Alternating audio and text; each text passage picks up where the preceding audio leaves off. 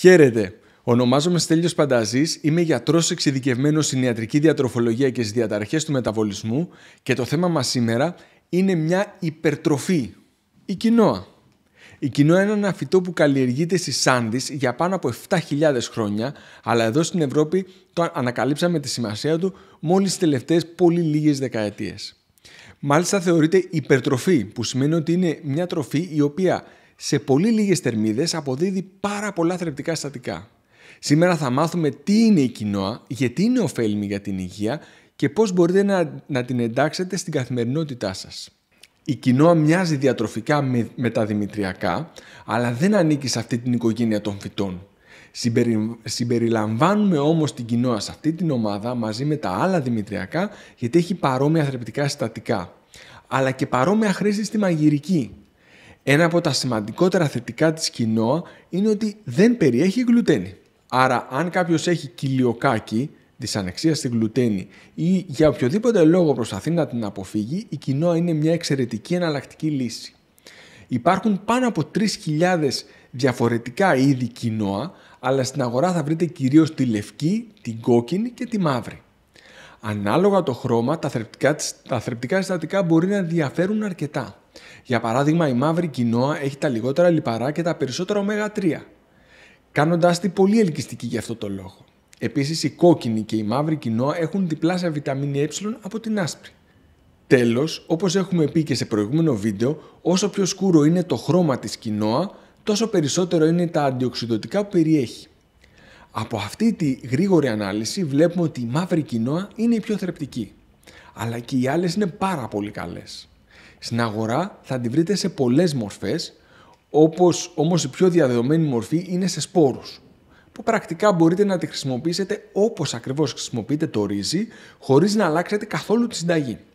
Επίσης μπορείτε να βρείτε κοινόα σε νυφάδες, που μπορείτε να τη χρησιμοποιήσετε όπως τα δημητριακά για το πρωινό σας, ενώ αν πιάνουν τα χέρια σας στην κουζίνα, στα μαγαζιά με υγιεινές τροφές θα βρείτε αλεσμένη κοινόα, δηλαδή αλεύρι από κοινόα, με το οποίο μπορείτε να φτιάξετε ό,τι θα φτιάχνετε με οποιοδήποτε αλεύρι, δηλαδή ψωμί, φρυγανιές, πίτες και άλλα.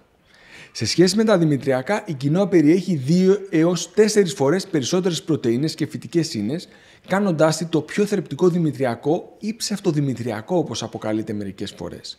Είναι επίσης πολύ πλούσια σε ω3 σε σχέση με τα άλλα δημητριακά και μόλις ένα φλιτζάνι κοινόα, ποσότητα δηλαδή που αντιστοιχεί σε 185 γραμμάρια μαγειρεμένη κοινόα, καλύπτει το 1/3 των ημερήσιων αναγκών μας σε μαγνήσιο και φόσφορο, το 1/5 σε φυλικό και χαλκό, το 1/8 σε σίδηρο και ψευδάργυρο και το 1/10 σε θιαμίνη, ριβοφλαβίνη και βιταμίνη Β6.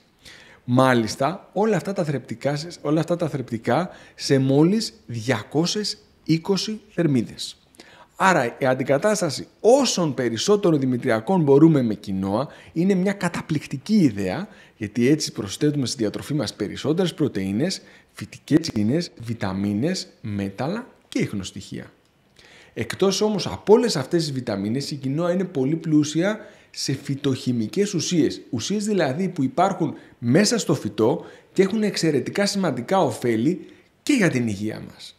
Τέτοιες ουσίες είναι τα φλαβονοειδή, τα φαινολικά, οι σαπονίνες και άλλες ουσίες που έχουν ισχυρή αντιοξυδωτική δράση.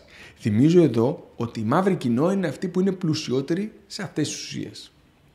Εκτός από αυτές τις εξαιρετικές δράσεις και το τεράστιο πλούτο σε θρεπτικά συστατικά, ένα από τα σημαντικότερα ωφέλη της κοινόα, όταν αντικαθιστά τα άλλα δημητριακά, είναι η επίδραση στο μεταβολισμό των υδατανθράκων.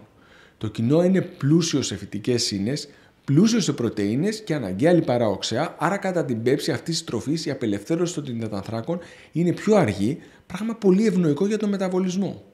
Ο γλυκαιμικός δείκτης της κοινόα είναι ανάμεσα στο γλυκαιμικό δείκτη των οσπρίων και των δημητριακών.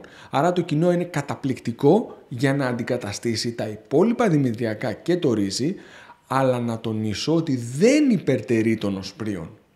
Η κοινόα είναι χρήσιμη στην αντικατάσταση των δημητριακών, όχι των οσπρίων. Τα όσπρια είναι πολύ πιο θρεπτικά από την κοινόα και πιο ωφέλιμα για το μεταβολισμό. Αυτό είναι σημαντικό να το έχετε στο μυαλό σας όταν αναζητάτε πώς θα βάλετε την κοινόα στη διατροφή σας. Η κοινόα θα βελτιώσει πάρα πολύ τη διατροφή σας αν τη χρησιμοποιήσετε για να αντικαταστήσετε δημητριακά και ρύζι, αλλά θα τη χειροτερέψει αν τη χρησιμοποιήσετε για να αντικαταστήσετε όσπρια. Με αυτό το πράγμα στο μυαλό μας, πάμε να δούμε τις πιθανές χρήσεις της κοινόα στην κουζίνα μας. Η σημαντικότερη χρήση της κοινόα στην κουζίνα είναι η αντικατάσταση του ρυζιού.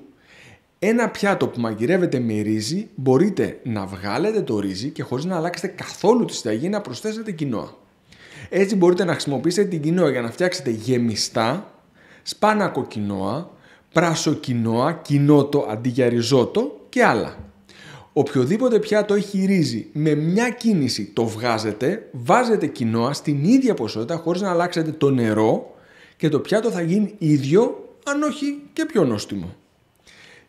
Στην άλλη περίπτωση που συνιστώ αντικατάσταση με κοινόα είναι τα δημητριακά πρωινό.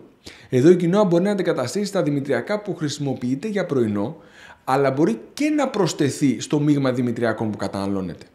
Εγώ στο πρωινό μου συνδυάζω κοινόα, χαρουπάλευρο, λιναρόσπορο και σταφίδες.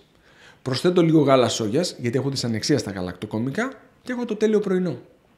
Δυστυχώς στην αγορά δεν θα βρείτε πολλά αρτοποιήματα που να αποτελούνται αποκλειστικά από κοινόα. Αν και θα βρείτε αρκετά αρτοποιήματα που περιέχουν κοινόα, συνήθως όμως σε πάρα πολύ χαμηλό ποσοστό.